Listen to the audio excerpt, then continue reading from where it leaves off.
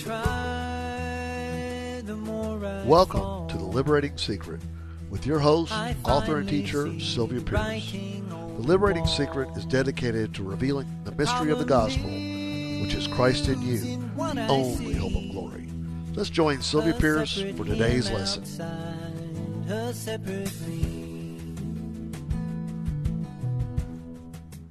I've just been enjoying everybody, even if I haven't met you or talked to you. It's just, I've been enjoying everybody so much.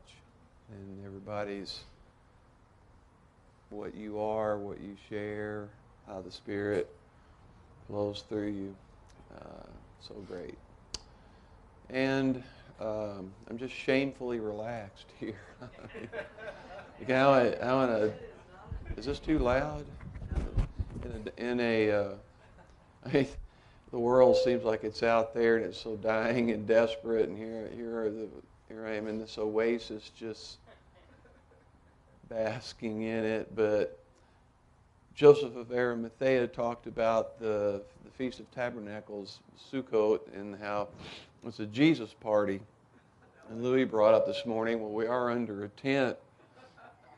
You know, we are outside and under a tent, so we're having a party. We're having our own little Feast of Tabernacles party here, because we know what waits us when we leave the party. That's the thing, isn't it? Oh my gosh, I was sitting thinking, a line came to mind, you are the inevitable seed. And that was certainly embedded in the scripture that Richard read. You are the inevitable seed. So what does a seed do? You buy a packet of seeds for your garden, and you get the seeds out, and you just watch the seeds day after day and month after month. That's what a seed's for, right? Well, not exactly. You think, that poor seed's got to die. I'm glad I'm not it. And then we read, Jesus said, unless a corn of wheat falls into the ground and dies, it what? It's alone. Yeah, it's by itself. So sometimes I think about when we bought our first house, and we had two small children. They still rode big wheels, you know. And there was the driveway. It was a double driveway, because it was our neighbor's driveway and our driveway. It was one driveway, and she had a yellow line painted down it. She was in her 80s. We were in our 30s, and she was very spry, but she had a yellow line painted down it. And one of the neighbors said, you know, she keeps it that way. She wants you to know which side of the driveway is yours and which side is hers. But when you got young kids on big wheels, they don't care about that. So, and when you're walking in who you are, Christ living as you don't necessarily follow everybody else's yellow lines, do you? That's the offense, right? Is that, hey, you're in my territory. Get out of my space. So some people need to get boundaries, because they're. A friend once described a younger disciple of hers as she said she's like orange juice without a carton. That kind of stuck in my mind. I thought, yeah, well, you know, everything has to have its boundary. I mean, in creation, it says the Lord, you know, made the seas, and the sea couldn't flow over its boundary, and the land appeared, and the firmament. So he lays everything out that has its space, and its place, its space and its place, and so that, and there's a sense in which that's good. And when I came to know who I was, I knew where you ended and I began. If I forget that, you let me know. That's what folks do. But when folks, I wasn't always. We think we guard our boundaries, but we don't. We didn't know who we were. We didn't always guard those boundaries. People were getting in there and using us in some way. The world is a using world. It's a using world. It'll use you, and then we would go and complain. Oh, they're using me. They're using me. They're using me. And, well, why don't you cause it to stop? I mean, somehow cause it to stop. It's too hard. So it's easier to bear abuse from others than it is to say no. To say no, I'm not doing that. No, I'm not taking that. No, I don't want to do that. I mean, because we don't want to be mean. We want to be nice. We want world peace. We want national peace. We want community peace. Everybody wants peace these days, and so you be nice. And Louie and I go to the jail on Sunday nights, and we used to do it together, and then they split the groups because of the ones that couldn't be with other ones. But they're violent offenders. They're the ones you read about in the paper. And man, I'd be right in there with them. I wouldn't be any different. I'd just go out and kill me somebody if I weren't a Christian and kept. I would. I'd be a drug-using, womanizing, murdering, you know what. I mean, I wouldn't have any. Why would I not? Why would I say, oh, I would never do this, I would never do that? Why wouldn't I? That's why I tell them, if there's a sin I haven't committed, it's just because I didn't get to it yet. So I don't. My father-in-law never really got that. My mother-in-law, Mimi, who was my first mentor, she did. She was right on with that. And but Papa, he wasn't. He said, no, there's some things I would never do. Finally, after decades, I learned not to argue with Papa. That wasn't going to work. But that didn't mean I wasn't going to, when the moment came up, I wasn't going to say what I had to say. I'm thinking, you're sitting in the Bible study, and hey, I got support here. So I would argue with him because he was Papa. You know, he was the head of the family clan, just like Scotty is Poppy here. He's the head of the family clan. And I picked that up in 1979 when I first came around. He's always been the big daddy, and that's a good thing. That's a good thing. All right, so boundaries. I was in a ministry that I just hated some of the things that went on. I disagreed with them, and I secretly blamed a lot of the certain leaders and things that went on in it. But underneath, what troubled me the most was my lack of respect for myself for putting up with it and not. It's not our job to change folks or to try to control them or make them be a certain way. But the thing that hurt me the most out of the whole, I mean, there were lots of things out of that experience, but the thing that hurt me the most was the leaders at one point talked this woman into divorcing her husband. I mean, there was no reason for that whatsoever. Not really. And I was afraid not to go along with it, but I hated every second of it. I never agreed with it, and I never said anything. And later on, when my head was clear and I was walking in the Spirit, I got to tell her, I hated that. I'm sorry I was ever part of that. But my point is that apart from what anyone else was doing, I did not respect me. Although everyone's trying to tell you how to respect yourself. I mean, you can find slogans, you can go in public buildings and schools, and there are posters and sayings hanging up everywhere, but who can do it? See, who can do it? Sometimes I'll hear some people say, well, you know, what I've been through makes me the person I am today. And I'll think to myself, well, you're not even a Christian. So what person is that? What you've been through has made you the Satan I that you are today. You're the satisfied, proud expression of your father, the devil. I'm thinking, whoa, I wish you weren't so. I wish what you've been through hadn't made you the person you are today. I wish it made you the person I am. I don't mean made you Brian, but Paul said, I would that you were as I am. Like, be like me.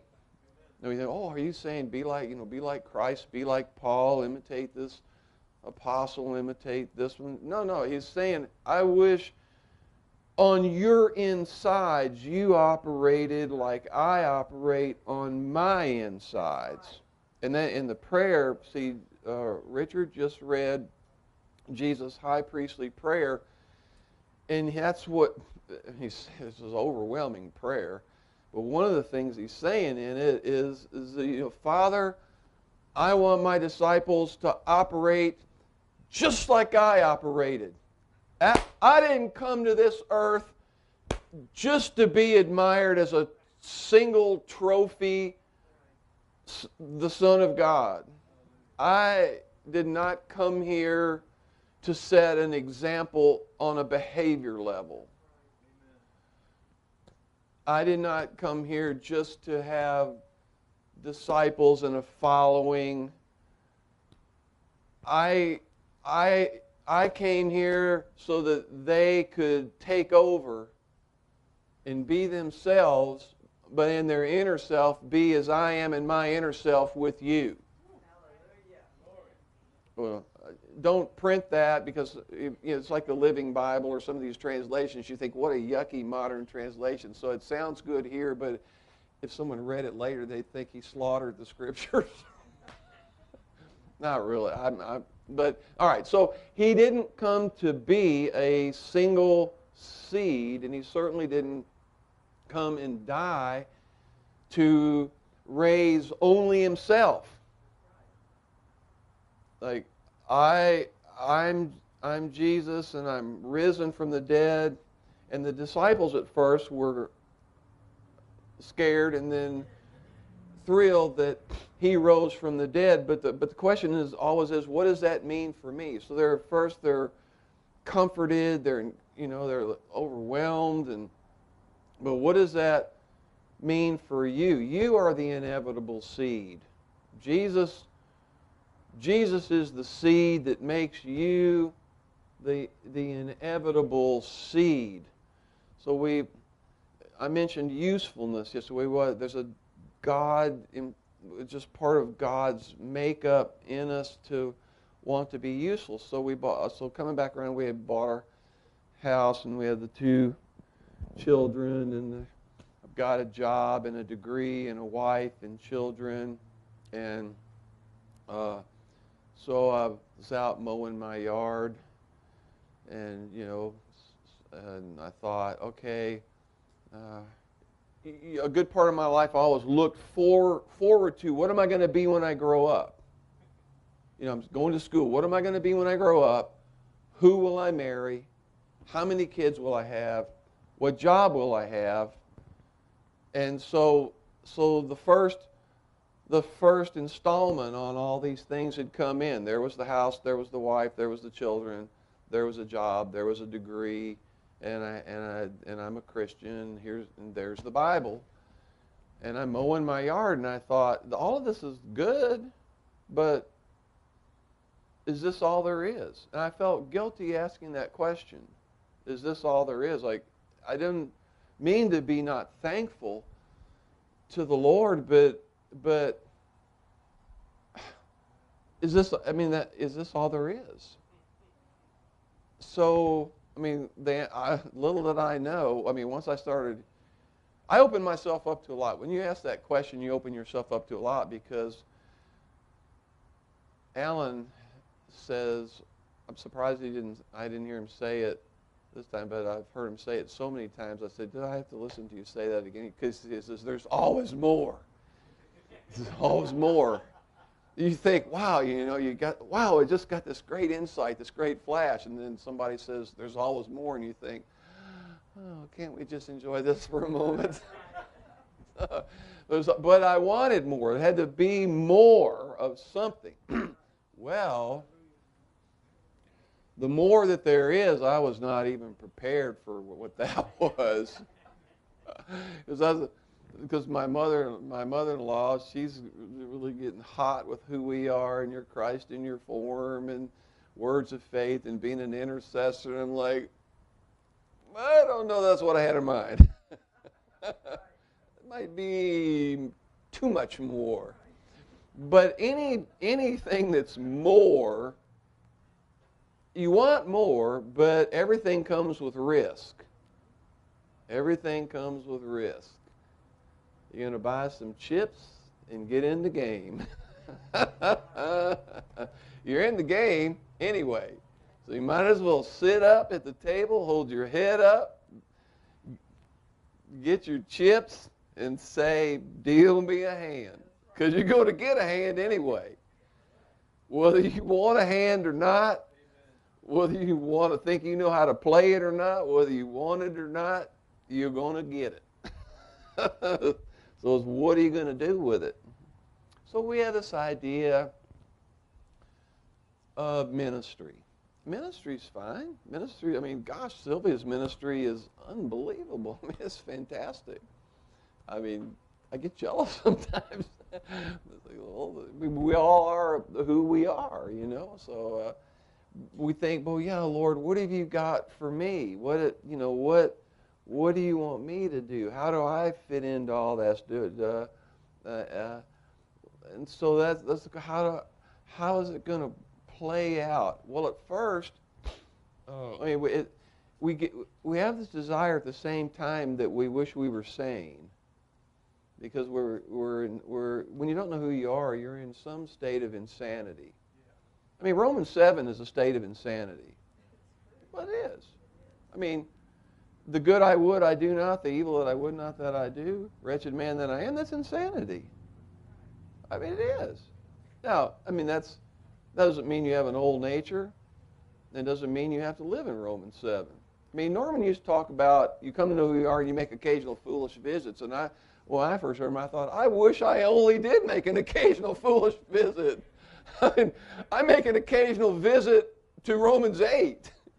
You want to get your life so that instead of you're living in Romans 8 and you make an occasional foolish visit to Romans 7, you don't want your life to be, you live in Romans 7, you make an occasional glorious visit to Romans 8. So life is basically, I wish I only made an occasional foolish visit.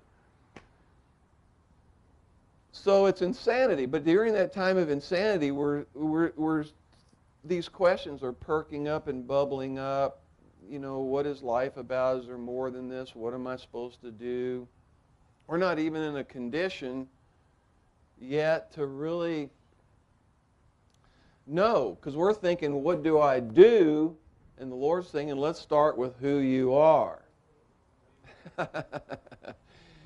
And so instead of thinking about all this out here that you're imagining you might be doing or should be doing, let's start with where you are right now and who you are. So Paul says, it's Galatians 5:13, you were called to freedom, brethren, only do not turn your freedom into an opportunity for the flesh, but through love serve one another, for the whole law is fulfilled in the statement, you shall love your neighbor as yourself. But if you bite and devour one another, take care that you are not consumed by one another. But I say, walk by the Spirit, and you will not carry out the desire of the flesh.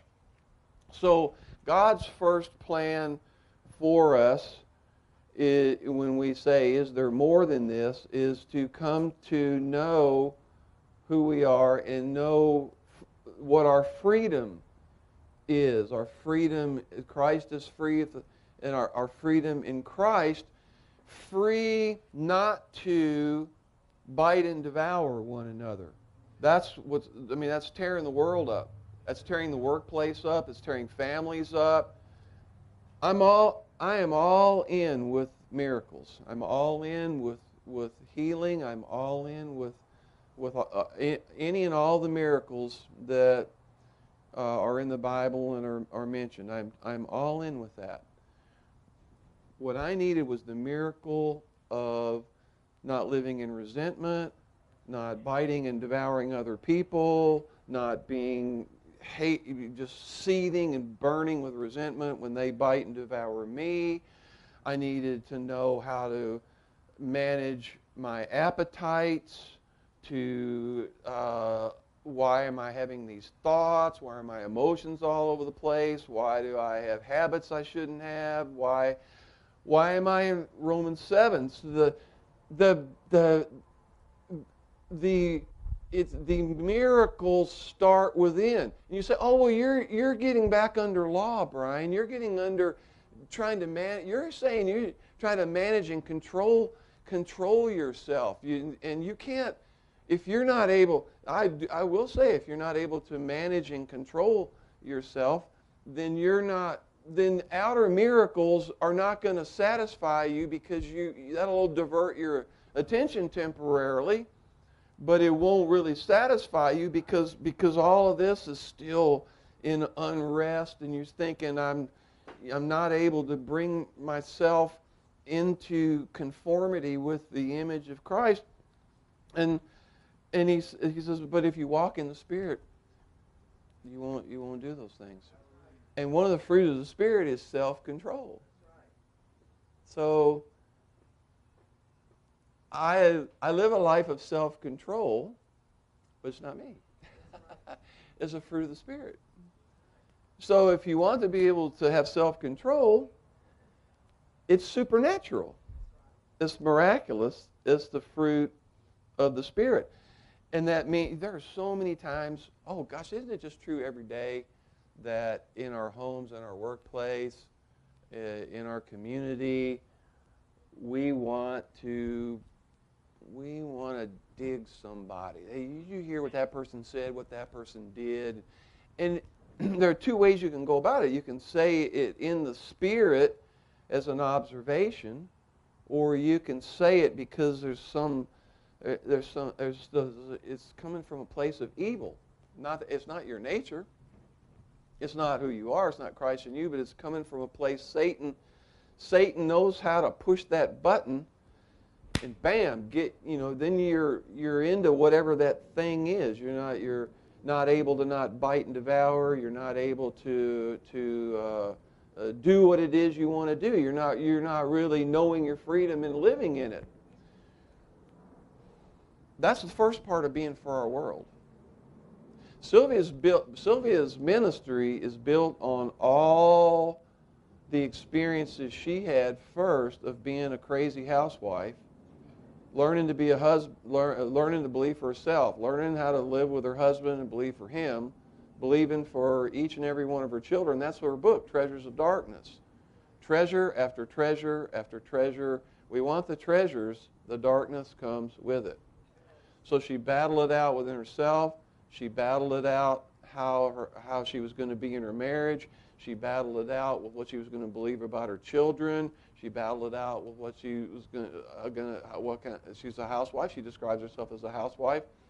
And so all of her ministry is got this huge underpinning structure. Paul says in Corinthians, I'm a wise master builder. He was able, wow, what a thing to say about himself. I'm a wise master builder. You think, wow, when could you ever say that about yourself? Well, when you know you're a wise master builder. So he says, I build on no other foundation other than Christ. And he says, I don't care who else builds on it. I don't know if it's Apollos or whoever it is. It doesn't matter who it is. He said, it doesn't have to be me. It can be one of them. It doesn't matter. I can, someone plants, someone waters, someone builds, someone does this. So what? Who cares who it all is? I've been watching all this happen all weekend. Who cares who's talking or not talking or ministering in this way or that way? Who cares? I don't care. I don't care whether I'm up here or not. I mean, I'm only here. I didn't really want to do this. I mean, in a sense I did, but in another sense I think I didn't really want to do this. I think, why? Sylvia asked me she's put more responsibility on me if I would take it. So I decided she's not violating my boundaries. I'm free to say no, but the Lord said, why don't you help in what she's doing? I mean, my gosh, you've been brother and sister in the Lord since 1979. I mean, that's 36 years. Are you going to make her do it all alone?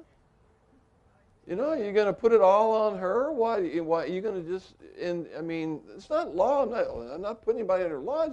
Why don't, Brian, isn't this when somebody gives you a job? And I let you know that's a job I want you to do? Are you willing to do it? And so, see, my school year just ended at the college, and I thought, oh, gosh, my courses are over. I was grading more papers for 3 months. I thought, I just want to sit down and relax and do nothing. And I thought, oh, my gosh, the conference is coming up. And Sylvia told me I got you down to speak 3 times. I'm thinking, oh, another job. Oh, man. I won't get to really chill until after the Sunday part is over, and then Bill and Nick are around, and Brett and Sylvia, and with the hang time, and I mean, the party after the party. I'm thinking, oh, but I want to do the party after the party, but I can't do it. I can't say, Sylvia, I'm not going to do this job, but I want to do the party after the party. She'd say, we know each other well enough. She'd say, do I know you? You must not know me. So we get schooled first in who we are. And so I said, isn't there more? When I'm in my backyard mowing, thinking, isn't there more? My wife had a lot more in mind about what kind of husband I could be. And my children had ideas about what more I could be as a father. And the people at work had ideas about, like, well, I know you graduated from college, Brian, but is this all you can do? And, one thing after another. So Paul, he starts, with the Galatians, he says, how about, first, knowing who you are, and secondly, how about some great victories in your daily life with the people you're around and the people who are around you? How about serving them? How about when you're talking to somebody, talk to that person, or listening, or if you're driving through the drive-through at Taco Bell and there's somebody in the window, you don't think that person is a robot who's just handing you food. That even if it's a second where that they say to you, have a nice day, and they're supposed to say that and have good manners. Maybe they don't really care if you have a nice day or not. That's what they're supposed to do to keep working and not get fired. But you could thank them and say a word to them and know that in your heart, oh my gosh, I looked at another human being and wished good for that person. Not as a rule, not as a principle, but because Jesus Christ's ministry was basically walking around dealing with the next person. And then when he's dealing with a person, he may be thinking, well, I was on my way to Jericho, or as I was getting ready to do this or that, but this has come up, so this is now. This is now. This is the moment now. I'm not, some people at work have asked me, like starting 2 to 4 weeks ago, are you ready for the school year to end? I said, well, not really, because I'm 65, and I'm not in a hurry for my life to be over. So as miserable and hard as any given day is, I'm not wanting to fast forward through my life.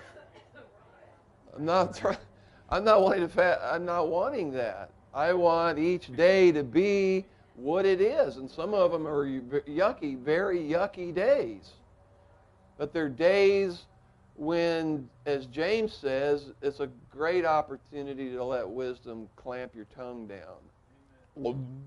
Like Jenny was saying, you can think, I want everything you want to say, and you think, well, I don't think the Lord wants me to say that.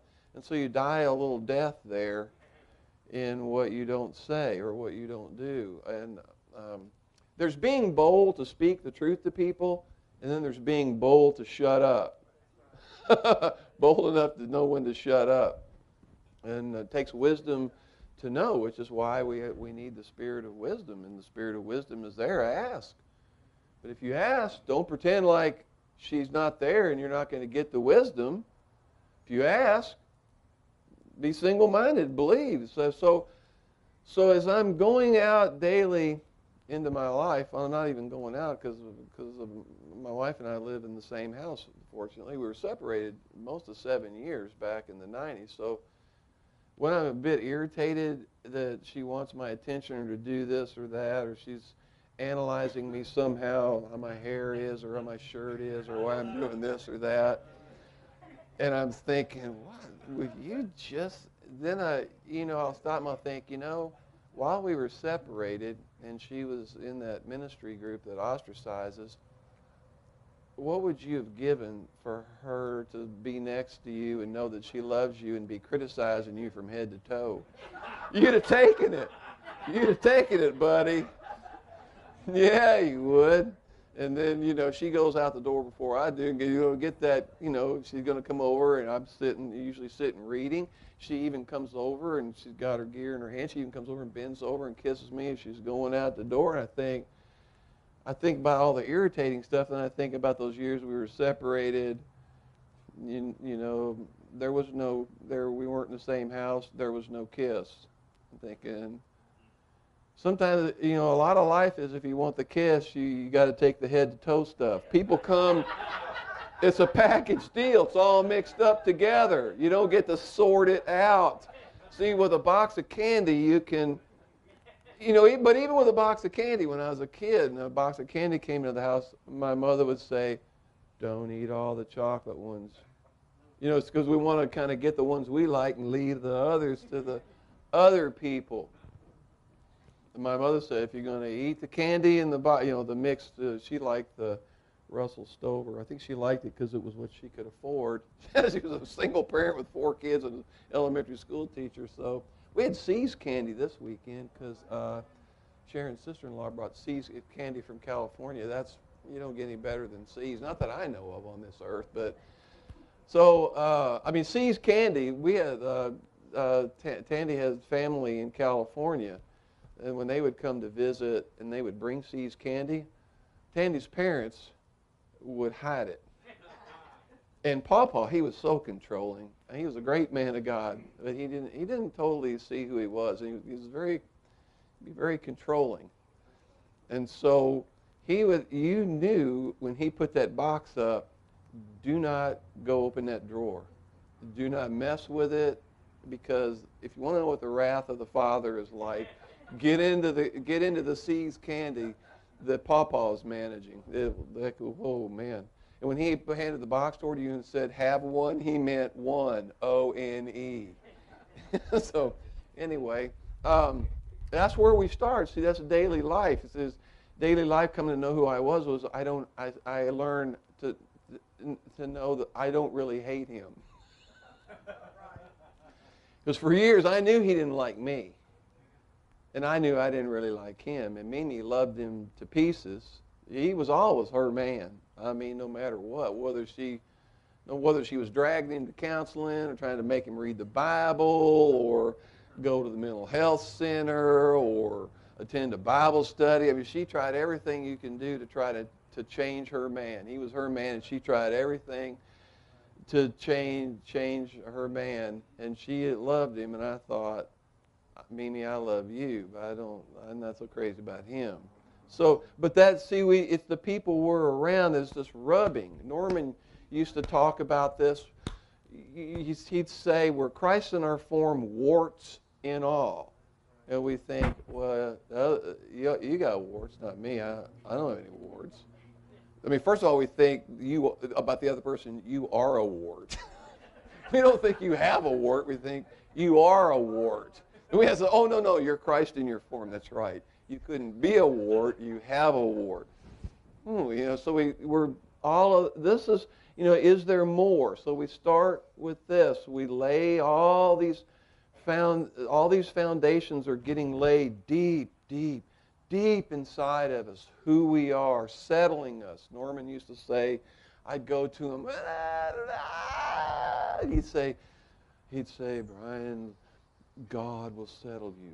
God will settle you. And I'd think, I want to be settled now. And he said, one day he said to me, I went through years of it. And I thought, don't tell me that. It's the worst news ever. No. When I met Sylvia, she was already settled. With people that you meet and they're already settled, you want to think they were born that way. And you want to think they can wave a wand over you and you can suddenly be that way. And God will settle you. And I'm thinking, hurry up!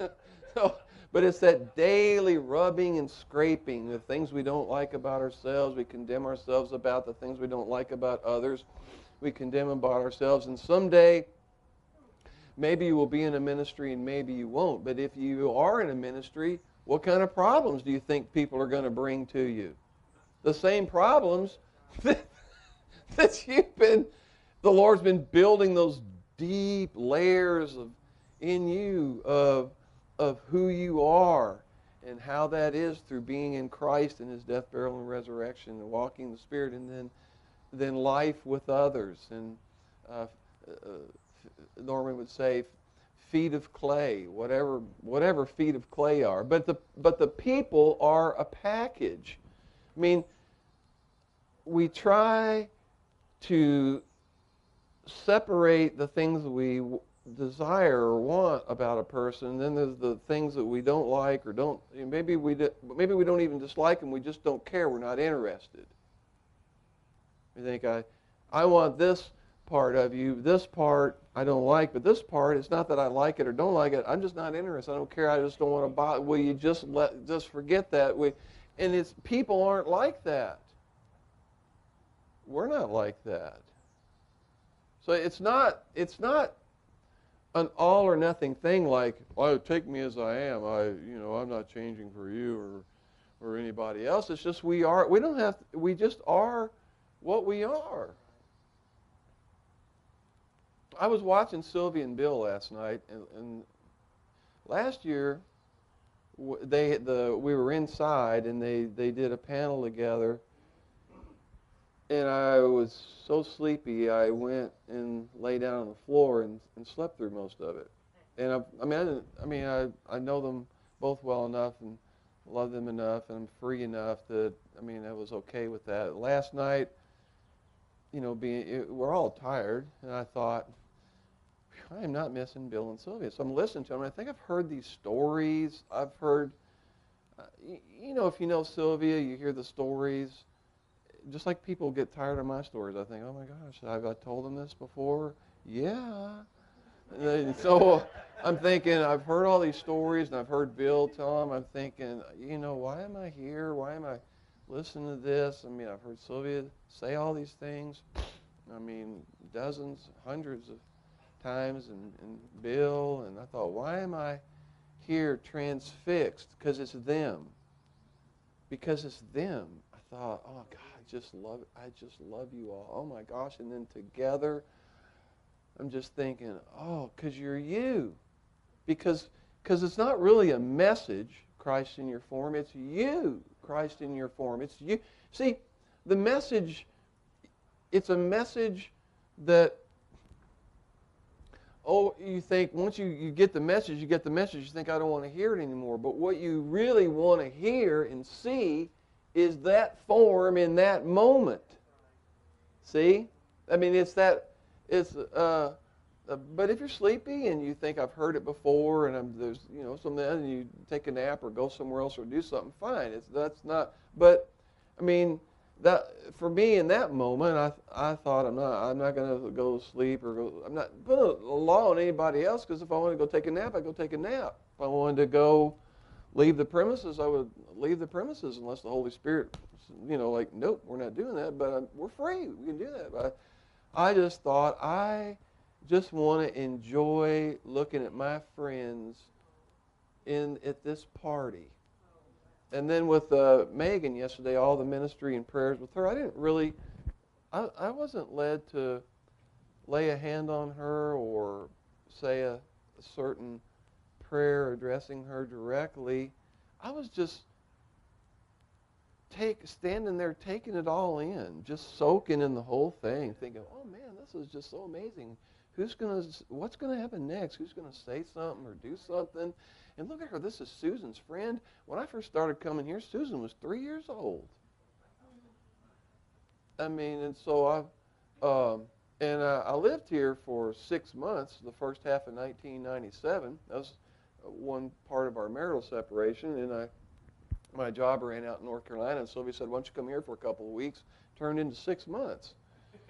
And Scott even put up with me because I cooked some chili for him once when Sylvia wasn't around. It was awesome.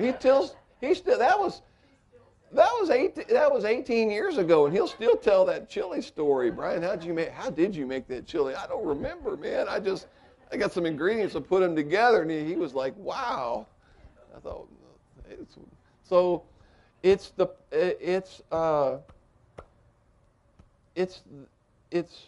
the person in the moment. It's your version. I mean, I'll never meet another you. In fact, I'm working on a song, and the title of it is "There'll Never Be Another You." I've got a melody in mind. There'll never be another you. I'm gonna try to get it recorded and have Julie Lee as a backup singer.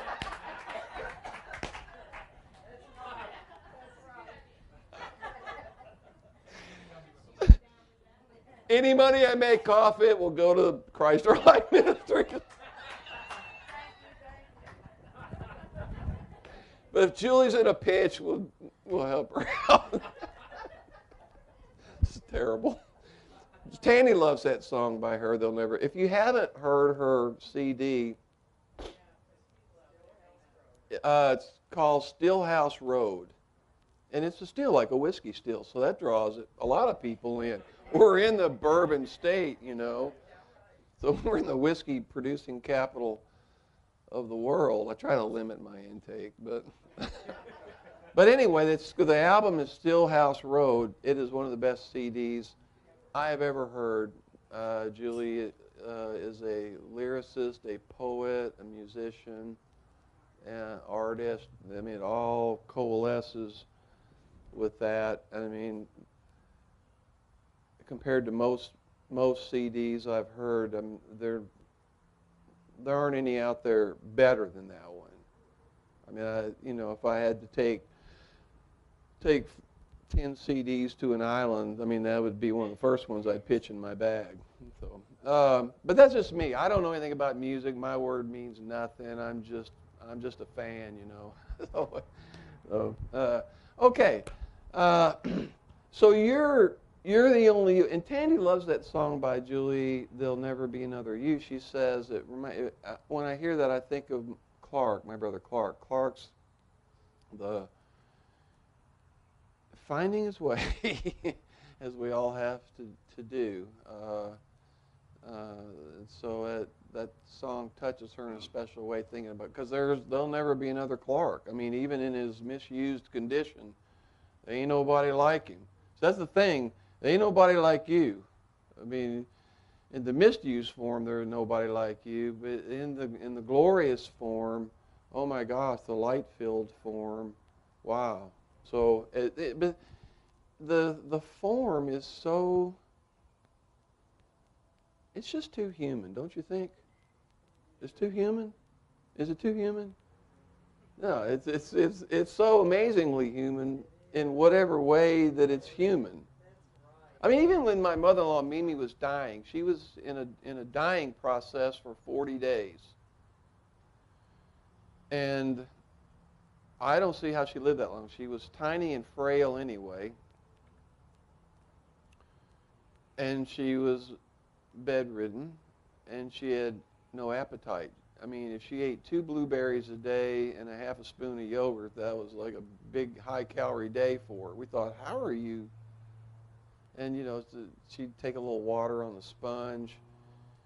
And so one day, we're in the room. Tandy's in the Tandy was her glorious caretaker and managed we had a staff of terrific women and hospice came in, and the room back there was an unspeakable place to be. I mean, talk about glory and grief going on at the same time. Glory and grief just going on at the same time. Well, one day Mimi was fresh and had been bathed, and she was lying on her back in this purple kind of very light Afghan pulled up, and the window was open next to the bed, and the light was coming through. Well, what an incredible image, but it's a dying person. But it was an incredible image, an incredible sense of what a life, what a person, what an amazing. This was Christ in a dying form. And to walk through that for those 40 days,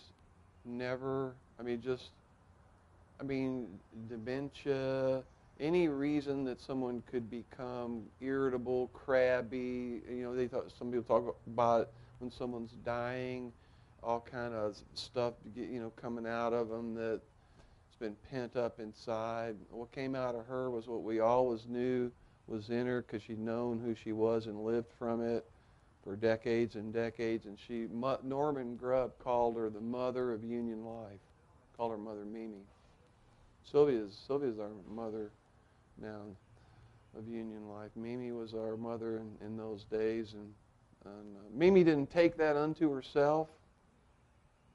She didn't try to be it. Everybody just knew everybody just knew that. And when Norman said what it just witnessed in the Spirit. But that was Christ in a dying form. And as Sylvia said, when we're experiencing pressure, stress, pain, suffering in our daily life, that's Christ in that suffering form. So that's what we're giving away to the world. So what is the more that we're giving away is people want victory where they've been in darkness and defeat. And you say to them, I know how you can come through that. And if they really want it, they'll go for it. Or maybe they'll think about it. Their struggle will, push, pull, push, pull, push, pull. Because we know folks don't just pop through. I mean, Sylvia says this lots of times. We labor over people. And Paul said that over the Galatians, labor and travail until Christ be formed, and you labor over it. When you labored over them, you think everything from, every negative thought you can imagine about the person you're laboring over, and they have every negative imaginable thought about you. Point is, will you quit? That's the point. Not how negative you feel, not how ugly your thoughts are that you're tempted to think are the truth, but Spirit pulls you back. You're tempted, pulls you back. It's not about that. It's all about that you've said a word of faith, you believed for a person, you keep coming back to that. The negative, it keeps driving you back to your faith.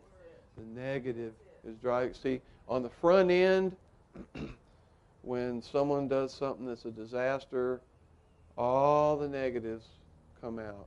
Whether the other person wants to hear them or not, maybe they don't.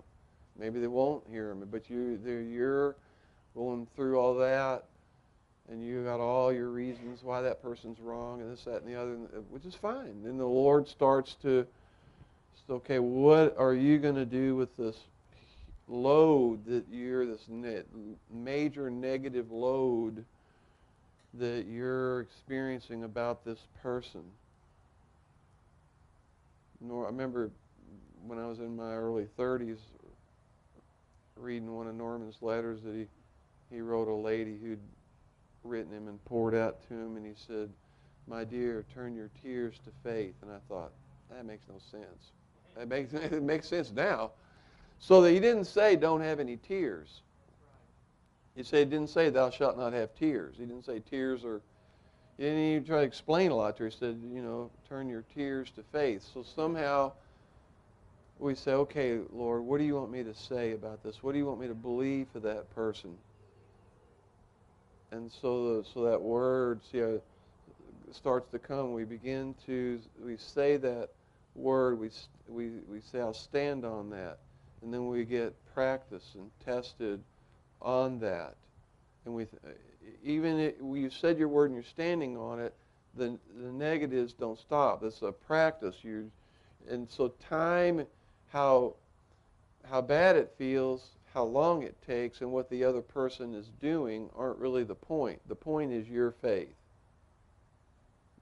Because God's going to save him, but he's invited us into his faith that he's doing that. And we see it as a done thing, and that it's a work in process. And so we're on to that. That's what changes our world. One person at a time that started with us. And so we come back, we get quicker in coming back to that word. We don't blame ourselves or take condemnation for the negatives, or that we got tumbled around in them like a dryer full of spikes. So it's like, So we come back to that, because when the manifestation comes, it'll be like time didn't matter. And it can be, you come to know that along the way. I mean, we have people we're believing for, Tandy and I, and years have ticked by, and we had all our agonizing times, and we have our moments of agony occasionally. Basically, we're in rest, and when the negatives come up, we have our negative, but we're on to what we see, believe, and stand for as the transformation that God is bringing about in that person. Now, in our daily, just say one more thing here. In our daily walk, there's not really any point in saying, why am I where I am? Because you're where you are. So if you're not supposed to be there, I mean, if you're walking in the Spirit, there's no problem. If you're not walking in the Spirit, and I pray to God you are, then maybe, some people are where they shouldn't be. And so they walk in the Spirit, they'll find themselves changing some of their hangouts. So, but I don't spend time thinking about why do I live in the house I live in? Why do I have the family members I have? Why am I doing the job I'm doing? Why am I called to this? Why am I called to that? I don't really spend time thinking about it. I might say to the Lord now and then, how much longer do you want me to keep doing this? Like, how many do you want me to teach? Another year, or 2 years, or 5 years? Or that can come up. But today is the day. Today is always the day. And so I don't spend time thinking, why am I where I am doing what I'm doing? Because my concern is that I'm who I am doing what I'm doing. And I always say to the Lord, I'm not looking at myself anyway. I'm looking at you. And I'm walking in the Spirit. And I'm here to serve and not be served. So I say that to the Lord lots of times. If I start to get on to me, I start to think the self-consciousness is starting to, like something's starting to cramp my freedom in my skin a little bit. I think, maybe I'm getting a little on to me, pull that way. I think, Lord, I'm looking at you, not at me. Because that's how you see Christ. That's how you see you. As you look at him, you see you. You look at you, you won't see him. You see him, you see you. I'm looking at you, Lord, but I'm looking at you just because that's my desire to look at you. And I'm walking in your spirit, and then I'm here, so wherever I am, the here that I am, I'm here to serve and not be served. I'm not in the classroom for students to admire me or serve me or be my students, or they're not my classes. I am there assigned as the teacher. I'm the one responsible for drafting the course and implementing it and putting out the assignments. I can't make anybody do the assignments. I am not there for them to serve me. I am there to serve them. And that, I'm not a failure if a number of them don't make as much improvement as would be good for them in their studies.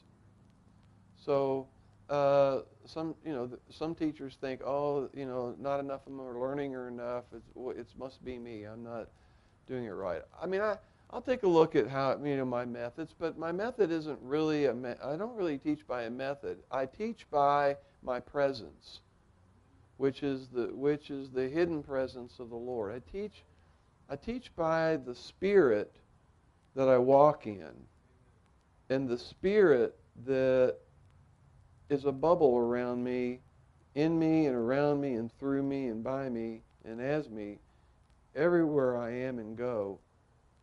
And I expand that bubble out to my classroom in my own way, which between me and the Lord, my own way of talking and communing with the Spirit of wisdom. I have my way of fresh, daily seeing how I'm to expand that Spirit out into that classroom so that the students, and I tell the Lord, whether they know it or not, whether they know where it comes from or not, in me or in the classroom, whether they even like it or not, and a lot of them like it. They might not like why I am like I am, but they like being served. I mean, people like being served, don't they? So they may not want to be a servant yet, but they like being served. And I'm there to serve. We're called to serve. That's a wonderful thing, to be a steward of the mysteries of God. Paul described himself, I'm a steward of the mysteries of God. So it's a responsible place. It's a wonderful place. It's a glorious place, but it's an everyday place. It's just very common. It's as common as we are as humans. And this is the stunning thing about it, is that we are so gloriously Spirit-soaked and led and mysterious.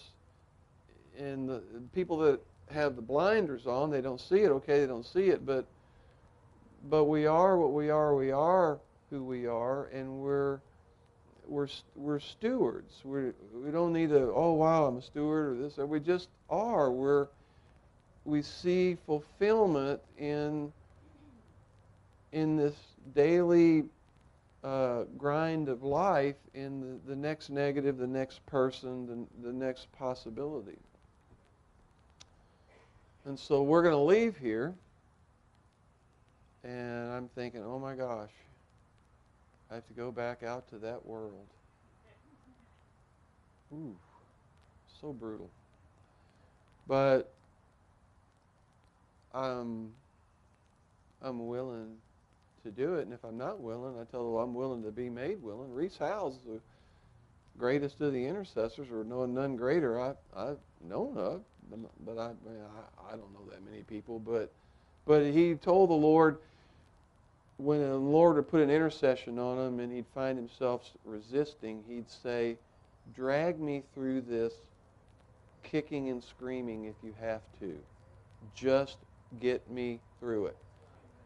So he didn't care if he was kicking. He wasn't indulging himself to kick and scream, but if he was kicking and screaming and he was feeling resistant, he told the Lord, no matter what I'm like, drag me through if you have to. See? And so that's a part of life at times. I mean, I have plenty of times, just like you, we're all the same. We are just the same. Where Mimi used to say, we're all in the same boat. And I'd think, I don't know if I'm in your boat or not. I was young and foolish. So, all right. So, but we think, how am I going to get through this? And there's a place where we command the Lord. He commands us, but there's a place where we command Him, and He will listen. And you command Him to keep you, get ready. Because He's God, and He's not going to say, I'm God, you can't be telling me what to do. He'll say, I like that command. Are you sure you're commanding me that? We command, get me through this. And then we start out saying, I know you can get me through it. That's not faith yet. That's a little bit of faith. Then faith is, you are getting me through it. You move from get me through this to you are getting me through this. You are getting me through this. And the getting you through is the process of your seed dying in the ground and the fruit that will come out of that whatever situation that we're in. That's the deal, folks. And when we're getting ready to have communion here, it's hasn't exactly been a communion message, but I think it has been because we're all just communing here, aren't we? Mm-hmm. Yeah. Would you take a question, Brian? Sure. When the seed dies in us, faith, it's Christ, then, I don't want to say this too many words. It's like truth will come to us now. God yields the truth of the death of that dying seed. It'll yield up life, but it will come now in opposites, like paired opposites. I don't know if I'm looking into this wrong. Whereas before I was in Satan, he was yielding up from the tree of knowledge of good and evil.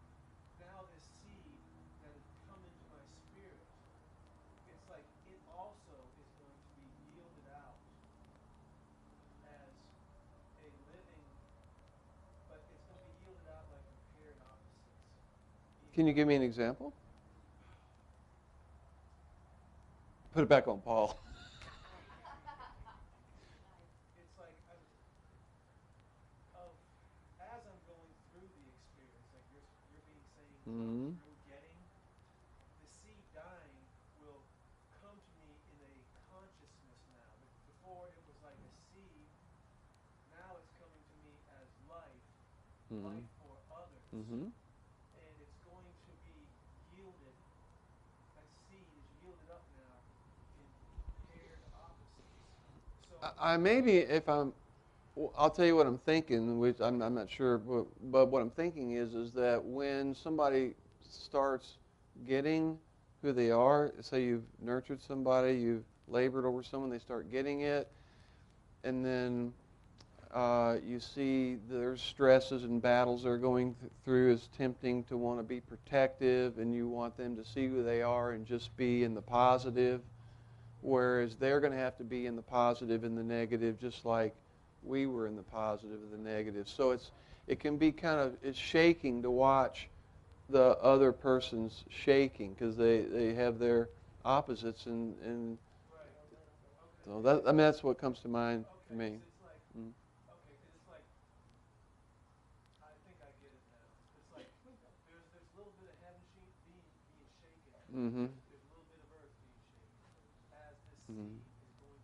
Because we were shaken, and so those we stand and believe for, as they enter in, they have their shaking, and we can't shield them from that. We have to know that not only we can't shield themselves from it, we're not meant to, and so we're there if needed, but seeing that other people's negatives are good for them. When I was in my early 30s, in the early 80s, and I called Sylvia and I was telling her all these stresses at work, and this incredibly dominating boss who was a retired colonel in the Army and all this, and she said, oh, Brian, this is so good for you. I mean, I wanted to reach through the phone and choke her. See, I mean, I mean, I no doubt that Sylvia loved me and nurtured me and told truth to me, but it's like she wasn't going to be able to protect me from the colonel at work. So what would help me? You know, so to say this is good for you, like why can't you know, like come up with something better than that? So there's these opposites. She's lived the life of reconciling opposites, and so then here's Brian, who's come along into her life, and she into mine, and so she just said it in such, it was like, oh Brian, this is so good for you. It wasn't mocking or I mean, it was just it was such a, I heard the spirit. I heard the spirit. I hated the content. Yeah. And the spirit and the content are really the same. Later, you come to love what you didn't understand and what you hated at first. Yeah. So you have to know that we get a sense of what others. We see what they're going through, and we begin to. Norman always said this, and this was one of the hardest things to take. When I was an idiot, it's deceived. We'll put it on Satan. And so, he would say, God is meaning it, and I think God is not meaning this because it's not supposed to be that way. But he would never. He didn't. That's what he always said. He said, God is meaning it. So you see it as it is. God is meaning it. He's meaning it for what? For good somehow, so it presses your face. So there are those opposites. So he means the devil to do the devil's job. He called the devil the convenient agent. He stresses, pressures. He never said that the Bible says, and he certainly never said we have to like it. He never said we have to like it. He says suffering is what I don't like. Now, so I don't have to like it, but the sooner I say I don't like it and move on, if I get all caught up that I don't like it and obsess about it, that's not helping. I say I hate this. I absolutely hate this. Okay, I hate it. Now what? I mean, so you go through the I hate it stage. There's the opposite. You're not going to do away with the negative. You're not going to do away with that opposite. You're not going to be the guy that retires the devil's number and hangs it in the rafters in hell for him. You know, you're not. When the God's through with the devil, he'll retire the devil to you know where, that lake, that hot lake down wherever. So, but in the meantime, we're not going to do away with those opposites either for ourselves or for those for whom we're standing. And it gets messy, and we think I've labored, I've stood, I've invested spiritually in this. It looks like it's not happening. It's looking shaky. So now what? So we can't do away with that, because that's the very thing you want the person is to begin to recognize and see God's meaning and use of the opposites the way that you did. So yes, the seed falls in the ground and dies, and that person's seed has to. You don't lay down your life for someone to have an easy life, the life you think you might have wished you had. Norman used to say, "There's no pink cloud," and I didn't like that.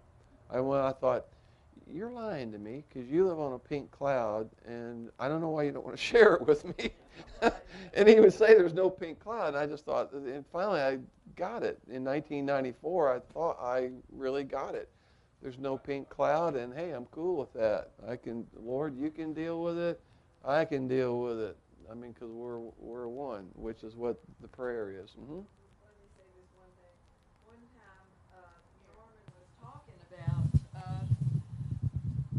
Just saw him as a calm, peaceful person without any conflict. And he said, well, and then he pointed to a table. This looks smooth, looks like there's no problems. Underneath, there's all these whirling little molecules and atoms whirling around all over the place and all kinds of opposites going on.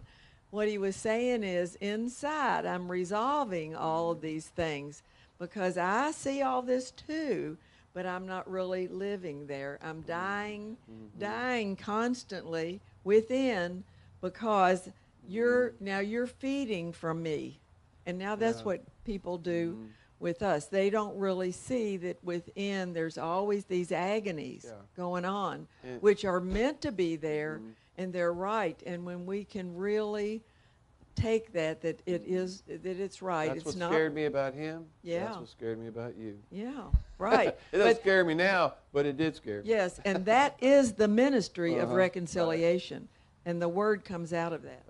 The more I try, the more I fall. You've been watching Liberating Secret with Sylvia Pearce. We want to send a special thank you to all our supporters that make this program possible. If you've been blessed by this program and would like to contact Sylvia, you can write her at P.O. Box 43268, Louisville, Kentucky 40253. That's P.O. Box 43268, Louisville, Kentucky 40253. You can also find more of Sylvia's teachings on our website. The web address is www.theliberatingsecret.org. That's www.theliberatingsecret.org. And be sure to watch again right here, Monday through Friday, at the same time for The Liberating Secret with author and teacher Sylvia Pearce.